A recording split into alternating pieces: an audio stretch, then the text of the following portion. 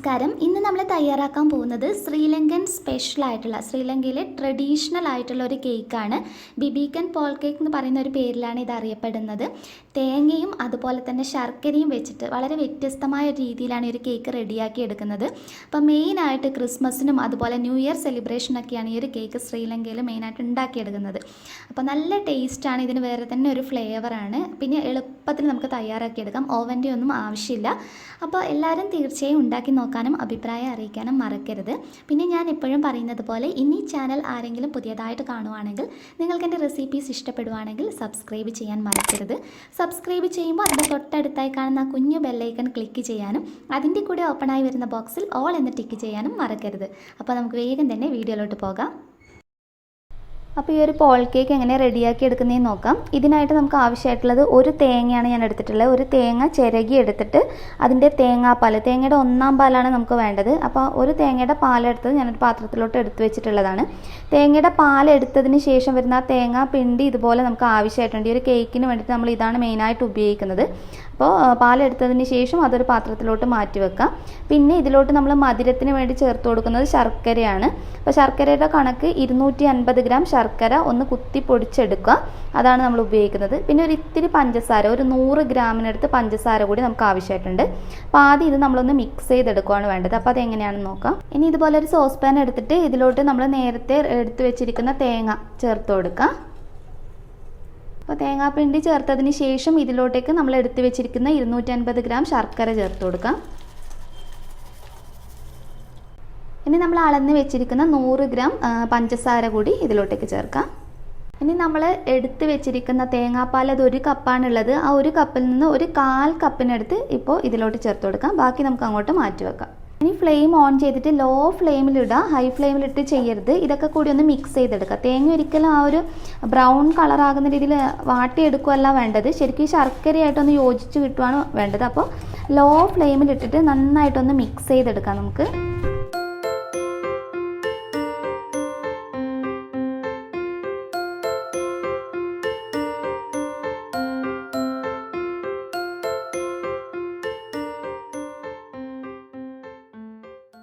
അപ്പോൾ നമ്മുടെ തേങ്ങയും ശർക്കരയും കൂടിയുള്ള ഒരു മിക്സ് ഇവിടെ റെഡി ആയിട്ടുണ്ട്. ഇനി നമുക്ക് ഫ്ലെയിം ഓഫ് ചെയ്യാം. ഫ്ലെയിം ഓഫ് ചെയ്തിട്ട് ഇതൊന്ന് ചൂടാറാൻ വേണ്ടിയിട്ട് വെക്കണം. ചൂട് ശരിക്കും പോയതിന് ശേഷമാണ് നമ്മൾ ഇതിലോട്ടുള്ള ബാറ്റർ റെഡിയാക്കി എടുക്കുന്നത്. അപ്പോൾ നമുക്ക് ഫ്ലെയിം ഓഫ് ചെയ്യാം. അപ്പോൾ ശർക്കരയും തേങ്ങയും കൂടിയുള്ള ഈ മിക്സ് നല്ലതുപോലെ ചൂടാറി കിട്ടിയിട്ടുണ്ട്. ഇനി നമുക്കൊരു അരിപ്പ വെച്ച് നമ്മൾ ഇതിലോട്ടേക്ക് നമ്മൾ നേരത്തെ അളന്ന് വെച്ചിരിക്കുന്ന 250 ഗ്രാം മൈദ ഒന്ന് അരിച്ചെടുത്തിട്ടാണ് നമ്മൾ ചേർത്ത് കൊടുക്കേണ്ടത്. അപ്പോൾ അതൊന്ന് മുഴുവനായിട്ട് നമുക്കൊന്ന് അരിപ്പയിലോട്ടേക്ക് മാറ്റാം. മുഴുവൻ മൈദയും ചേർത്തതിന് ശേഷം ഇതിലോട്ട് 1 ടീസ്പൂൺ ബേക്കിംഗ് പൗഡർ ചേർത്ത് കൊടുക്കാം. കേക്കിൻ്റെ മധുരം ഒന്ന് ബാലൻസ് ചെയ്യാൻ വേണ്ടിയിട്ട് ഒരു 2 പിഞ്ച് ഉപ്പ് ചേർക്കാം. ഇനി ഇതിലോട്ട് നമ്മൾ ചേർത്ത് കൊടുക്കേണ്ടത്, ഞാനിപ്പോൾ കുറച്ച് ഏലക്ക അതുപോലെ തന്നെ ഗ്രാമ്പും കറുവപ്പട്ടയും കൂടി ഒരുമിച്ച് മിക്സിയുടെ ചെറിയ ജാറിലിട്ടിട്ടൊന്ന് പൊടിച്ചെടുത്തിട്ടുള്ളതാണ്. ഒരു 1/2 ടീസ്പൂണിനടുത്ത് അതുകൂടി ഒന്ന് ഇതിലോട്ട് ചേർത്ത് കൊടുക്കാം. ഇനി ഇത് നല്ലതുപോലെ ഒന്ന് അരിച്ചെടുത്തിട്ട് നമ്മുടെ ഈ തേങ്ങയും ശർക്കരയും കൂടി ആ മിക്സിലോട്ടേക്ക് ചേർത്ത് കൊടുക്കാം. അപ്പോൾ മുഴുവൻ മൈദയും ചേർത്തതിന് ശേഷം തവി വെച്ചിട്ട് നമ്മൾ സാധാരണ കേക്ക് ബാറ്ററിനൊക്കെ ഫോൾഡ് ചെയ്യുന്നത് പോലെ പതുക്കെ ഒന്ന് ഫോൾഡ് ചെയ്തെടുക്കാം. നമുക്ക് കറക്റ്റ് മിക്സ് ചെയ്തെടുക്കാം. അപ്പോൾ ഇത് കുറച്ച് ഡ്രൈ ആയിട്ടല്ലേ ഇരിക്കുന്നത്. അപ്പോൾ ഈ ഒരു സമയത്ത് ഒന്ന് യോജിപ്പിച്ചതിന് ശേഷം ഇതിലോട്ട് നമ്മൾ തേങ്ങാപ്പാൽ ചേർത്ത് കൊടുക്കും. നമ്മൾ നേരത്തെ മാറ്റി വെച്ചിരിക്കുന്ന 1/4 കപ്പ് എടുത്തിട്ട് നമ്മൾ മാറ്റി വെച്ചിരിക്കുന്ന തേങ്ങാപ്പാൽ ഇതിലോട്ടേക്ക് ചേർത്ത് കൊടുക്കുകയാണ് വേണ്ടത്. അപ്പോൾ ആദ്യം ജസ്റ്റ് ഇതുമായിട്ടൊന്ന് യോജിപ്പിച്ചെടുക്കാം. ഇനി നമ്മൾ എടുത്ത് വെച്ചിരിക്കുന്ന തേങ്ങാപ്പാൽ ഇതിലോട്ടേക്ക് ഒഴിച്ചു കൊടുത്തിട്ട് ഒന്നുകൂടി ഒന്ന് യോജിപ്പിച്ചെടുക്കാം. അപ്പം ഞാൻ മുഴുവൻ ചേർത്ത് കൊടുത്തിട്ടില്ല കേട്ടോ. നമ്മൾ എടുത്ത് വെച്ചിരിക്കുന്ന തേങ്ങാപ്പാലിൽ നിന്ന് കുറച്ച് ഭാഗം മാറ്റി വെച്ചിട്ടുണ്ട്. അത് നോക്കിയിട്ട് അഡ്ജസ്റ്റ് ചെയ്തിട്ട് മാത്രം ചേർക്കുക. ഈ ബാറ്റർ എന്ന് പറയുന്നത് ഒത്തിരി അങ്ങ് ലൂസായിട്ടല്ല ഉണ്ടാകുക. നമ്മൾ സാധാരണ കേക്ക് ബാറ്റർ ഉണ്ടാകുന്നത് ഒരു മീഡിയം കൺസിസ്റ്റൻസിയിൽ, ഇത് കുറച്ചുകൂടി തിക്കായിട്ടാണ് ഈ ഒരു ബാറ്റർ ഇരിക്കുന്നത്. ഒത്തിരി അങ്ങ് തേങ്ങാപ്പാൽ അളവ് കൂടുതലാണെങ്കിൽ അത് നോക്കി മാത്രം ചേർത്ത് കൊടുക്കണം. അപ്പോൾ ഈ മിക്സ് ഒന്ന് റെഡിയായി കഴിയുമ്പോൾ നിങ്ങൾക്ക് ഇതിൻ്റെ പാകം കറക്റ്റ് കണ്ടാൽ മനസ്സിലാകും. ഒന്ന് യോജിപ്പിച്ചെടുക്കാം നമുക്ക്. അപ്പോൾ ഇത് ഒന്ന് യോജിപ്പിക്കുമ്പോൾ വീണ്ടും കുറച്ച് ഡ്രൈ ആയിട്ട് തന്നെ തോന്നുന്നതുകൊണ്ട് ബാക്കിയുള്ള തേങ്ങാപ്പാൽ കൂടി ഞാനൊന്ന് ചേർത്ത് കൊടുക്കുന്നുണ്ട്. ഇനി ഇത് നല്ലതുപോലെ ഒന്ന് മിക്സ് ചെയ്തെടുക്കാം. ശരിക്കും നമ്മൾ കേക്കിന് റെഡിയാക്കി എടുക്കുന്ന അതേ രീതിയിൽ ഒന്ന് ഫോൾഡ് ചെയ്തെടുത്താൽ മതി.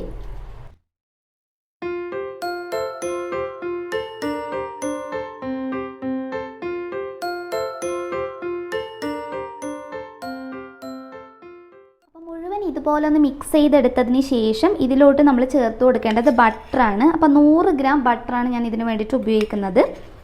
അപ്പോൾ അതുകൂടി ഒന്ന് ചേർക്കാം. പിന്നെ ഇതുപോലെ നിങ്ങൾ സാൾട്ടഡ് ആയിട്ടുള്ള ബട്ടർ ഉപയോഗിക്കുന്നതെങ്കിൽ നേരത്തെ ഉപ്പ് ചേർക്കുന്ന ആ ഒരു സ്റ്റെപ്പ് അങ്ങ് ഒഴിവാക്കുക കേട്ടോ.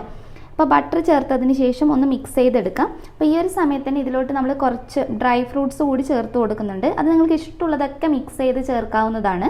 അപ്പോൾ ഞാനിപ്പോൾ ആഡ് ചെയ്യുന്നത് കുറച്ച് ഉണക്കമുന്തിരി, നമ്മൾ പ്ലം കേക്കൊക്കെ റെഡിയാക്കി എടുക്കുമ്പോൾ ഉപയോഗിക്കുന്ന നല്ല കറുത്ത ഉണക്കമുന്തിരി ഉണ്ടാവുമല്ലോ, അത് കുറച്ച് ട്യൂട്ടി ഫ്രൂട്ടി ചേർത്ത് കൊടുക്കുന്നുണ്ട്. അതുപോലെ കുറച്ച് ബദാം പരിപ്പും അതുപോലെ തന്നെ കശുവണ്ടി പരിപ്പുമാണ് ചേർത്ത് കൊടുക്കുന്നത്. അപ്പോൾ ഡ്രൈ ഫ്രൂട്ട്സൊക്കെ നിങ്ങൾക്ക് ഇഷ്ടമുള്ളതൊക്കെ ഇതിൽ മിക്സ് ചെയ്യാവുന്നതാണ്. ഇനി നമുക്ക് ഈ ബട്ടറും ഒക്കെ ആയിട്ട് ബാറ്റർ ശരിക്കും ഒന്നുകൂടി ഇതുപോലെ ഒന്ന് ഫോൾഡ് ചെയ്തെടുത്തിട്ട് മിക്സ് ചെയ്തെടുക്കാം.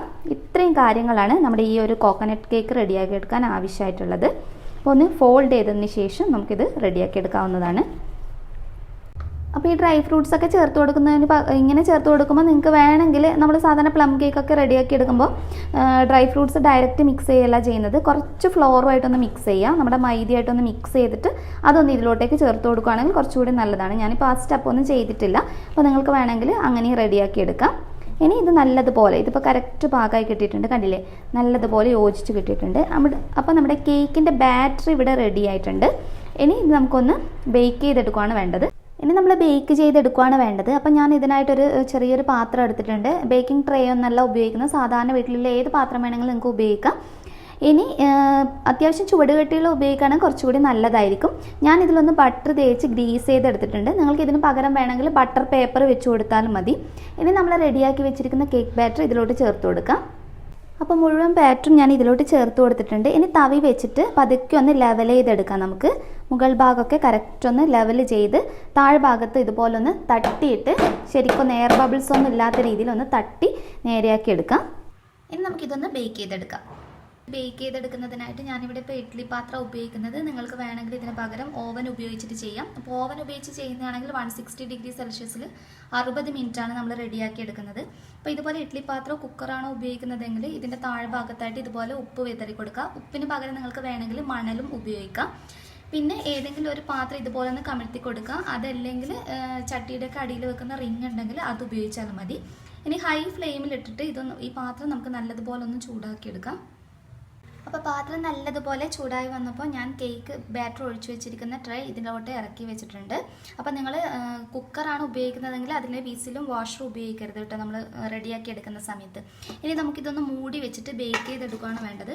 അപ്പോൾ ഇഡ്ഡലി പാത്രത്തിലാണെങ്കിൽ ഏകദേശം 1 മണിക്കൂർ തന്നെ എടുക്കും.